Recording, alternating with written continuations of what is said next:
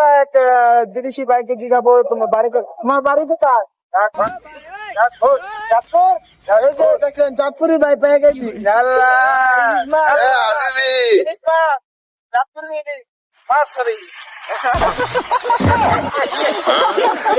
তোমার নাম কি? মিরিন্তা নাম কি? ইসমাক নাম কি? আলী আলী আলী বাড়ি কই? চাঁদপুর। চাঁদপুর।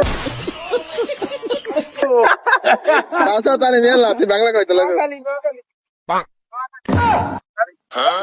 নোয়াখালী। কেমন আছো?